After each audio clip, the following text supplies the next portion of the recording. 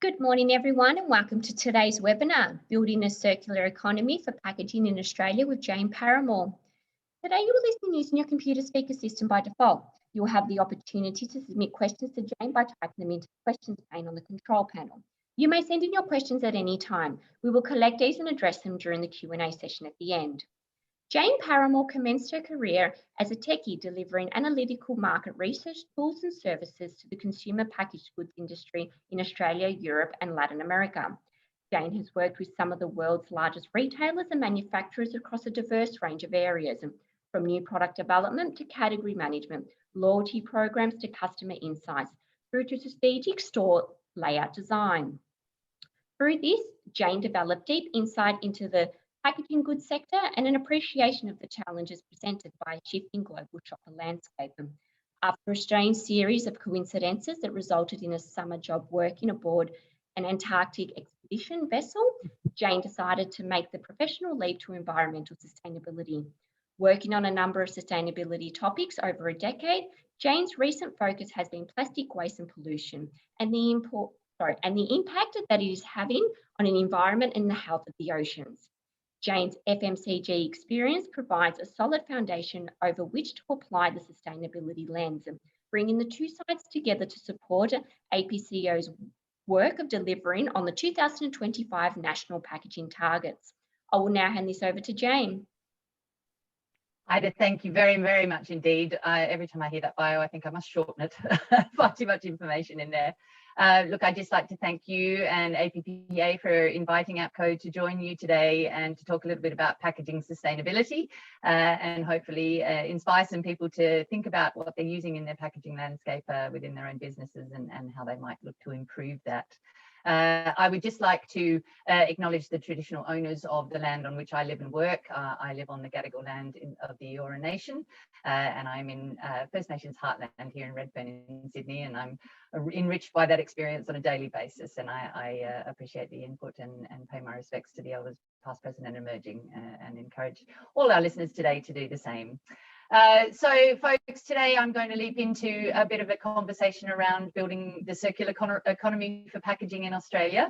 Ida, I believe, is going to run a few polls as we go along for me. So the first question I would like to ask everybody, just to get your attention and make sure you're awake and listening, we just want to ask you a bit of a question about how your business is taking, or whether your business is taking action on sustainable packaging. That's our first question. I'm hoping that's popped up on everybody's screen. If everybody could give me an idea of where you're up to with this, that would help me form my conversation with you today. I'll just give you a couple of moments there, and I believe we'll get some results from that in a second. So while we're waiting for that, I just want to give you an idea of what I'd like to cover today. I want to talk a little bit about APCO and what we call the collective impact model, an approach that we use to try and drive towards packaging sustainability in Australia. I'd also like to look at the 2025 national packaging targets and how we're tracking towards those at the moment. And talk a little bit about packaging innovation and the need for very informed decision making in this space. It's a very important issue at the moment, and we need to be very well informed around the choices that we make with packaging sustainability. So I'll continue forward there into the next slide. We're going to focus on collective impact first of all, and Ida's just popped up those results there. We have a lot of people, looks like, beginning to take action on packaging sustainability at the beginning of their journey. Some not yet, but thinking about it. It's obviously on the agenda, and some that are not seeing much movement in that space at all at the moment. But, you know, 80% of the audience moving in that direction is a really, really positive outcome. So I'm very pleased to see that, and very, very happy to continue the conversation with you guys. So thank you, Ida. I guess one of the other questions, and I think Ida's got another poll there she might just throw up, is to ask you, prior to today's session or to the announcement about today's session, whether you'd heard anything about APCO, whether you know anything about us and the work that we do in this space and the businesses and organisations that we work with to deliver these outcomes. There's another poll up there in front of you. If you are happy to give me some feedback on that one, that will give me a great idea as to how detailed your level of knowledge is around what my organisation does. Okay, so nobody's ever heard of us. Right, well, that's a good starting point. That gives me a great point to carry on with the conversation from there. So I think the first place to start is with what APPCO is. So we are an organisation, a not-for-profit organisation. A lot of people think that we are an industry association, but we are in fact not. We are what's known as a co-regulatory body.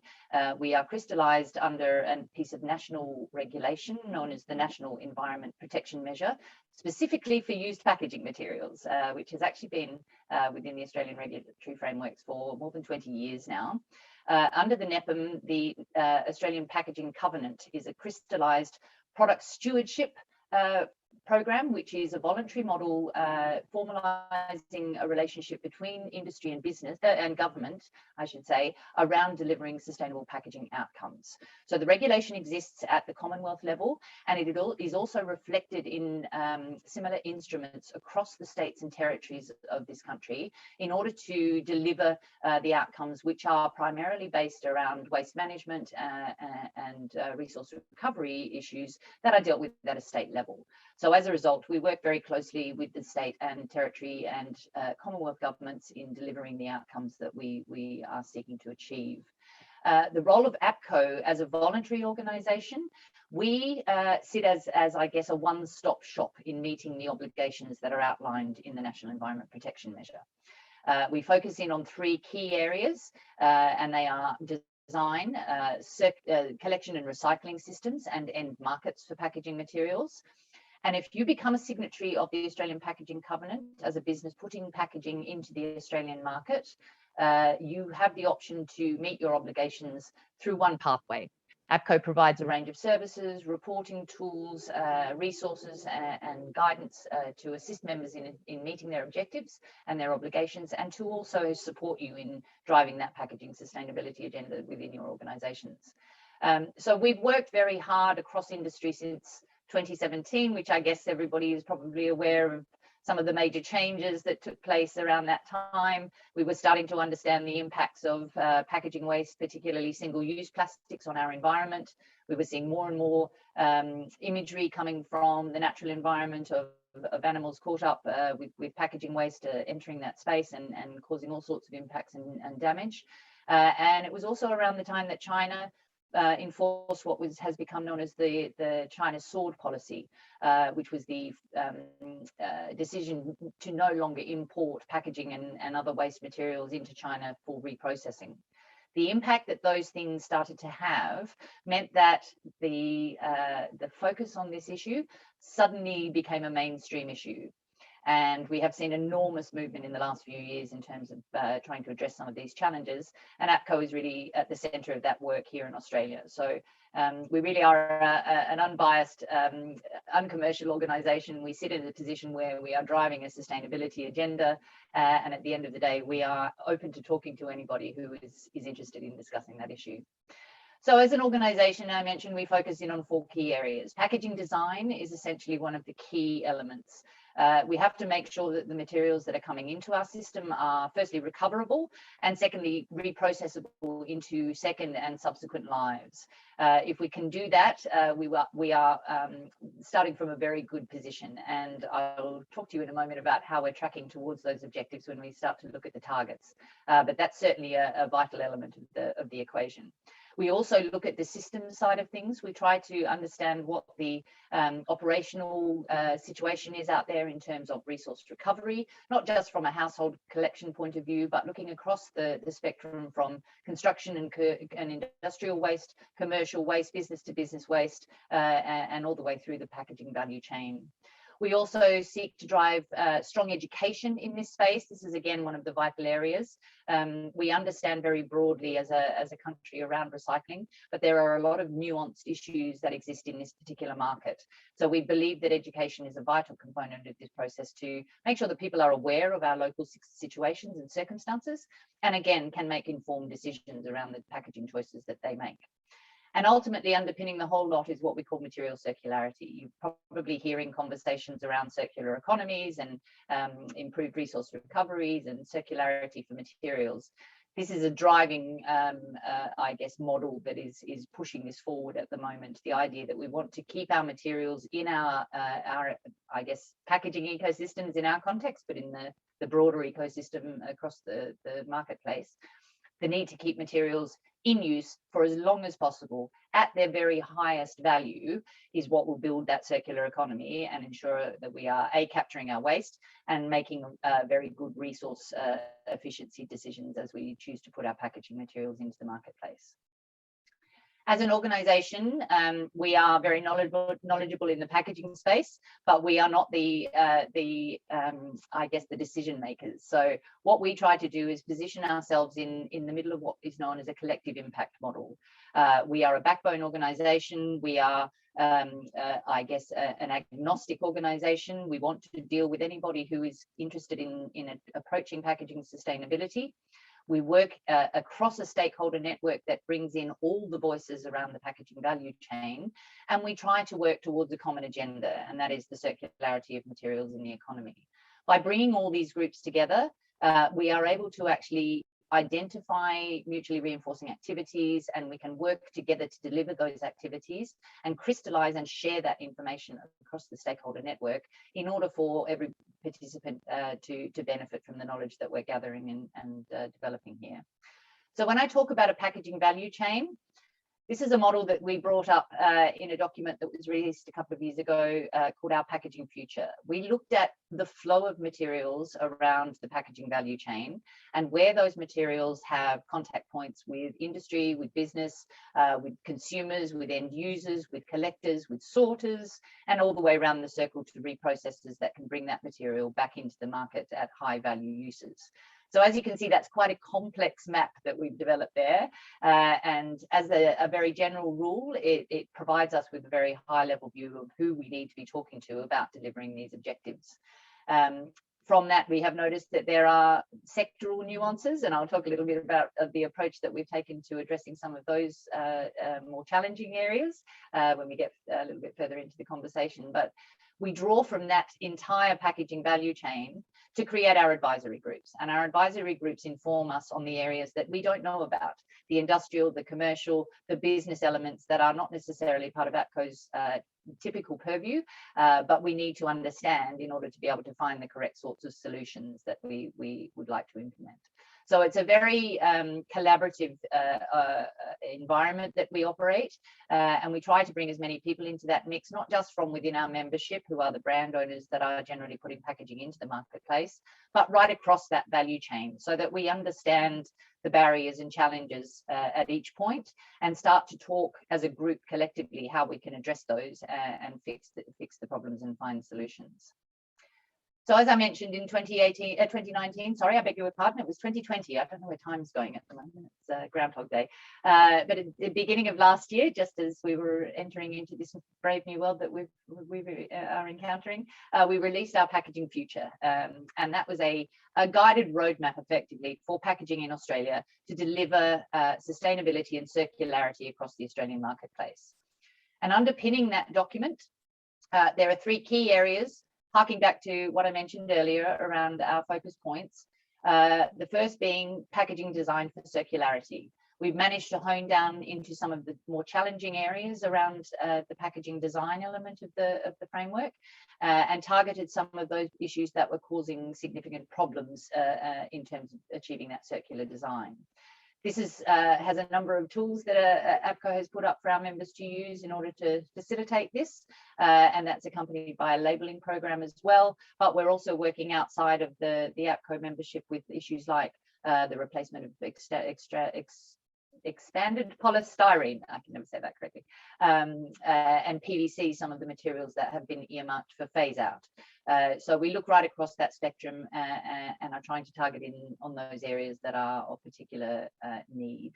We also work across the collection and recovery and recycling systems landscape, and we have identified a number of strategies there that will enable us again to meet the objectives that we're setting for ourselves. It's not just about what's going into the marketplace. We need to have the capacity and the scope to capture and recover those materials effectively and efficiently and economically in order to make that model a financially viable system.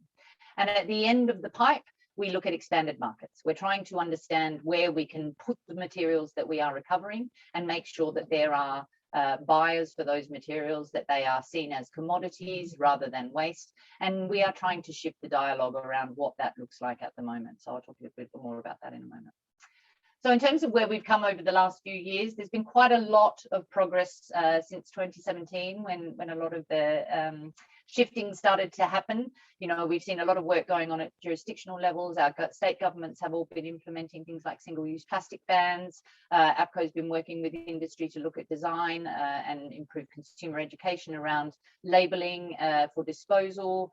We've been looking at alternative collection models for impractical materials that do not go through curbside, so working with programs like the Red Cycle Soft Plastics Recycling Scheme, which is incorporated into our tools, and we're looking at expanding those alternative destination models for a number of other materials under various projects that we're operating at the moment. So I think in terms of the impact that the collective impact model has, there's a really fantastic case study that's come out, particularly focused in on soft plastics. Back in 2019, I travelled with our organisation up to the Central Coast with some of our board members, one of whom was one of the members of the Nestlé team. And we visited two sites. One was a very high-spec material recovery facility on the Central Coast called APCO Renew, and their neighbouring company, a chemical recycling facility called Licella. And these two organisations, along with Nestlé, while we were discussing things on the day of the visit, I could see the cogs in Jackie's brain turning around and thinking about things that she could do with this. And as a result, there was a partnership born. And as you can see across the bottom of the screen there are a number of logos involved in this partnership. It was a trial project that included collection of soft plastics recyclables from households in various Central Coast local government areas. That material was then taken to Licella for sortation, and then, to APCO Renew for sortation. It then went on to Licella for reprocessing. The chemical recycling process that it was put through pulled it back to a synthetic oil product. So it was pulling it right back to the building blocks of plastics and polymers. So effectively, it could be used to do pretty much anything that any other oil could do, but it was all from recovered materials. We then involved organisations such as Amcor, LyondellBasell, who are plastics manufacturers and plastics converters. We involved oil refiners who needed to crack that material back into a polymer that we could use to turn it into plastics. And Targleaf Industries were the converters of that material into a foil film product that was then converted back into a Kit Kat wrapper. And that product, it was, as I said, a pilot, so it hasn't been widely distributed, but it has proven the concept of chemical recycling for soft plastics in this economy. So we are now starting to see an awful lot of work going in that direction. A number of projects are being put up to develop more of this technology, and we are starting to see that infrastructure develop around Australia. So that, I guess, underpins the approach that we take in terms of that collaborative impact model. And that's the sort of output that we really do relish seeing when it comes out the other end and demonstrates that we can do this stuff. So very exciting. So I mentioned as well that we have some national packaging targets that we are pursuing. I want to just take you through those a little bit and give you an idea of how we're tracking towards those and what's going on in the background to help us deliver on them. So you may be aware of the national packaging targets. These were crystallised again in 2017. APCO came to the government with this set of targets, and the government, Commonwealth government, were happy to endorse them as a set of objectives for the industry to work towards. So we have had these underpinning all the work that we have done in the last few years. As I said, that 100% target at the top is of all packaging to be recyclable, reusable, or compostable by 2025 is the key. That's where the design element comes into it. That's where we look at things like phasing out problematic materials that cannot be recycled in this country. They are also impacted by the fact that we are no longer allowed to export much of our waste beyond the Australian shores. So we need to be able to manage that material here at home. If we can achieve that objective, all the other targets fall into place much more easily. So that underpins everything. We have some other targets there around particularly the 70% of plastic packaging to be recycled or composted. As you'll see in a moment when I show you some of our results, that's proving a challenge, and we've got some action going on in the background to try and address that area more specifically. We also have a 50% average recycled content target for all packaging. That started out at 30%, and after our first year of tracking data, we realized that we'd already achieved it, and that we were looking across at above 35% recycled content already. So after some consultation with industry, we felt confident that we could actually increase that up to 50%, and we're seeing strong movements towards that as well.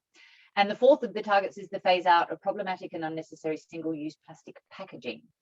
You're probably hearing a lot of conversation, particularly around what we call single-use plastic. So where we talk about things like coffee cups, straws, cutlery, takeaway containers, those sorts of things. That sits in that single-use plastic area. The area that we look at is what we call single-use plastic packaging. So the two key things there are problematic and unnecessary. And they are also elements that go back to the design portion of the discussion, where we need to look at what we're putting in. Do we need it? Are there other materials that we can use? Can we rationalize what we're using? And can we make that a more efficient system by putting things into the system that can be recovered and put back in again and again and again? So just a set of, I guess, optimistic but encouraging targets that we can work towards, and everybody that we deal with is driving similar agendas within their own spaces. So again, it goes back to that consistent messaging across the board. In terms of how we're tracking, 2017 was the first time that this data had actually been gathered. So we got some insights into where we were at that stage after the targets had been set, to understand exactly what was going on. In that first year, the first target, we were very pleased to see that around 88% of the packaging that was in the marketplace already was either compostable, reusable, or recyclable. So that was a good sign. And in the years since that, we have seen that incrementally increase up to 89%. We're currently waiting on the latest data, so I can't give you any fresher figures than that, but we're hoping that we're tracking in the same direction. The second target of 70% of Australia's plastic packaging to be recycled or composted by 2025, not doing so well. And I guess that highlights the fact that plastic really is one of the problem childs that we have in the marketplace here, and why so much work is being put into that particular material. As you can see, we have seen some incremental growth towards improved recovery in those first 2 years of tracking, but our rates are still very, very low, and we've got a lot of work to do in order to get to where we want to be. In terms of the average recycled content target, as I mentioned, we rafted that up from the first year where we had identified 35% recycled content across all packaging materials. And by last year, we were seeing 38%. Again, there is an increased drive to incorporate more materials, so we're hoping that that figure is going to increase again in the latest reporting. In terms of the problematic and unnecessary reporting, we are looking at supporting the government around some of the targeted phase-out materials that have been identified in a broader context. So materials such as PVC, polystyrene, expanded polystyrene, degradable and fragmentable plastics, and there is a very strong push to expand the reach of shopping bag bans that exist around the country at the moment. So we're starting to see government paying more attention to some of these problematic issues, and really start to set some groundwork for making sure that the market is cleared up as a result of that. We've also been charged with responsibilities under the National Waste Policy Action Plan, which sits on my desk on a daily basis, just so I can be there and assured that what I'm doing is focused in on that. We are key lead organisation for 4 key areas across 4 key targets across the Waste Policy Action Plan, and we have 10 actions to manage, which deal around predominantly innovation, consumer awareness, supporting consumer choices and helping them to understand improved recycling behaviours, and looking at things like access to recycling and collection, particularly in remote and regional areas, supporting industry transformation to improve our capacity for recovery particularly, but also for reprocessing materials here in Australia, and also looking at how we interact with the global market as a potential commodity supplier if we are producing a surplus to requirement volume of recyclate as we come out of these developments. We're also listed under the National Plastics Plan, which is another one that I have sitting here on my desk next to me, particularly in reference to products in supermarkets displaying the Australasian recycling label. Now, many of you may not be familiar with the Australasian Recycling Label. It is a program that APPCO actually operates in conjunction with Planet Ark and an organisation known as Prep Design. Planet Art provide the front end for the labelling program. Prep Design provide the assessment evaluation tools that exist to underpin that labelling program, and APPCO licenses those two elements to our membership. So APPCO members have access to a design tool which allows them to look at whether what they're putting into the market is actually recyclable based on Australian conditions. This is one of the unique elements of this system, is that it is calibrated to the Australian marketplace and to a degree to New Zealand as well. Interestingly, the New Zealand government announced on Monday that they were sanctioning the uptake of the Australasian recycling label across the New Zealand marketplace as well. So we're going to see this expand out more across the region in the next few years. But that is one of the elements of this which led the UN to call it out as an exemplary system for behaviour change for consumer disposal activities, based on the fact that it does give an accurate representation not only of what's going into the system, but also its capacity to be recovered in Australia, and also its capacity to find an end market for onward processing. So when we tell you it's recyclable, we know it is, and we know it has somewhere to go, and customers and consumers can be confident in the disposal activity that is being represented through that label. We also work not just with our members, but more publicly around guidance for improving packaging sustainability. We are governed by a set of 10 packaging guidelines, sustainable packaging guidelines, which are crystallised and which all our members as signatories to the Australian Packaging Covenant sign up to work with. A commitment is made as a member of APPCO that you will work through the sustainable packaging guidelines for an evaluation on your own packaging, and then you will start to commence a process of improving that sustainability outcome. So we give a lot of guidance in this area, and we try to give useful information, but we also have a very knowledgeable and highly skilled member services team who know an awful lot about this issue and can help our members anytime they need support with this sort of thing.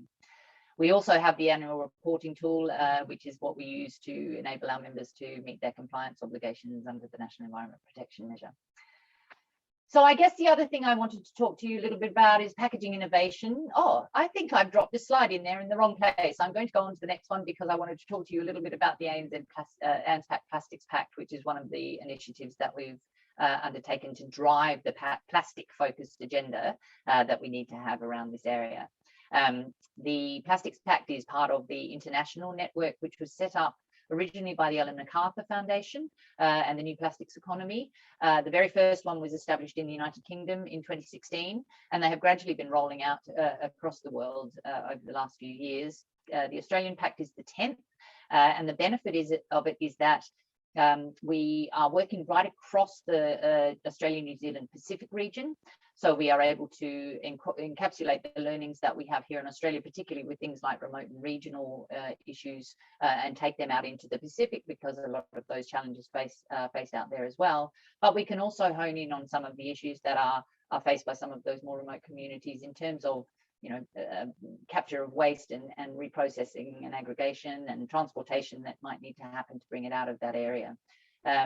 It is a global network. We are in constant contact with our associates in other jurisdictions, and we share and amplify each other's learnings as much as we possibly can. So we feel that this is going to be a really great forum just to hone in right on that plastics issue and start to look at some of the solutions that are really going to work in the Australian and Pacific and New Zealand marketplaces. So then the next thing I wanted to talk to you about was just looking at some packaging innovation, and I am going to start with a quick thought around how we approach this. It can often be a really daunting idea for people starting this journey. So one of the things that we say is that you should always start at the outside and work your way in. Think outside the box, think right outside the box, think with the box, think of the box. Things like distribution and fibre packaging, shelf-ready packaging, things like that are already here. We have access to that. They have high levels of recycled content. They have good infrastructure for recovery. When businesses set up collection schemes for their waste, that material is beautiful, pristine material generally. It doesn't go through a lot of the contaminated streams that we see with things like household waste materials.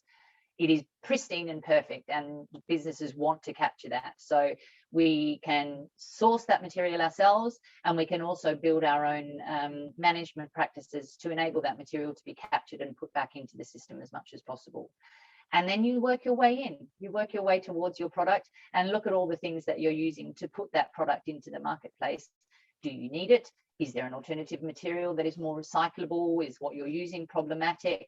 Can you rationalize? Can you look at other systems for delivery? Things like that. So you work your way to the central stuff, and it's one of the pieces of advice we particularly give people working with food products or things that may have risks of contamination. While we're working out how to get that recycling to a point where we can use those recycled materials at that very high level of application, we want people to be working on the things that they can actually address right now. And as we get towards those products that are the sensitive areas, hopefully the technology will come in behind us and those decisions will be much easier as we get there. But we always encourage people to be informed. One of the things that we get a lot of information, people coming to us with questions that they've had hearsay and they've had comments through their supply chain that they're unable to verify or validate. APPCO wants to be a resource for people. We have an awful lot of publicly available material, from the roadmap that was put up all the way through to strategies that we have developed around compostable packaging. We've got advice on single-use plastics. We've got advice on food service packaging. We've just recently launched a recycled content guideline, which is a precursor to a label that we will be launching early next year to validate recycled content claims on packs, so people can be certain that when they see these claims, they are validated and justified through a proper tracking process.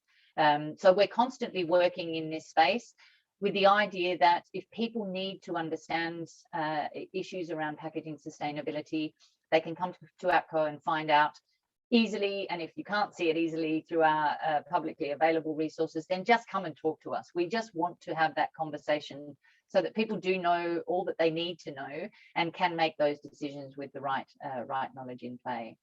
So I guess really in terms of what happens next from our perspective, we encourage you to get active. We encourage you to look at your packaging. Just do an internal audit first of all. Have an internal look and see what you're using, whether you need it all, whether you can rationalize it, whether you can change it, what the alternatives might be. If you've got questions about that sort of stuff, have a look on our website. We have an amazing array of resources up there that you can use, that are freely available and easily downloadable. And it's a really good place to start. And be informed is the other thing. We have a lot of people that come to us with questions. They've been told things by their suppliers, and it's not necessarily the right information, whether it is intentional or not. I don't profess to know, but ultimately that information and that knowledge allows you to ask the right questions of your suppliers to get to the bottom of those quandaries. So we ask you to think creatively, but also be informed about what that creativity looks like, particularly in the Australian marketplace.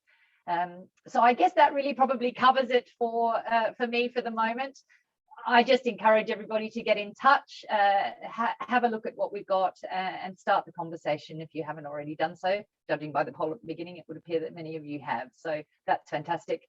Come and use our resources and make use of those to the best of your abilities, because they're there for everybody to share. And I'll go back to you, Ida, from there. Thank you, Jayne. That was a great presentation. My pleasure. Okay, so it looks like we've got a question. Okay, so we've got, I have clients who are members of APCO. The process of building packaging options is a little difficult through clients. Could we use you as a contact when we are endeavouring to build the best packaging options? Yeah, look, absolutely. I mean, as I say, there's an awful lot of information up there that you can just tap into just by jumping on the APPCO website, that site that you can see up there. It's appco.org.au. If you go into our resources page, you can see that there's an awful lot of information up there. If you have specific questions, yes, absolutely, come and ask us. Our member services team are there ready to take questions and queries from people. You know, there may be benefit to looking at whether or not APPCO membership is an appropriate pathway for you if you're working in packaging delivery or using packaging, supplying packaging. There may be obligations under the National Environment Protection Measure, so it's worth looking at that as well, just to see whether APPCO is an appropriate pathway to meet those obligations for your business. But yeah, absolutely, come to us. We really just want to engage anybody who wants to understand what's going on in this space. Wonderful. Sorry, I'm just Oh, I can, reading yeah, another I can comment. see Yeah, that as well. sorry. Yeah, look, and that's fine. If you're working with APCO members, perhaps the APCO members are the conduit to coming to us, and it may be just a case that if you're looking to speak on a more detailed level, via the member may actually be the way to approach us. Wonderful. Thank you for answering that. No problem. Okay, so over the coming days, I will send out an email and you'll receive the follow-up email with a link to view today's recording. I will also include Jayne's email address, so just in case you have any other questions that come to mind, feel free to contact her. So I think we'll wrap it up there. So on behalf of Jayne Paramor, Sustainability Manager of the Australian Packaging Covenant Organisation and APPA, thank you for all our participants in joining us today, and I hope you all have a lovely afternoon, and thank you once again, Jayne.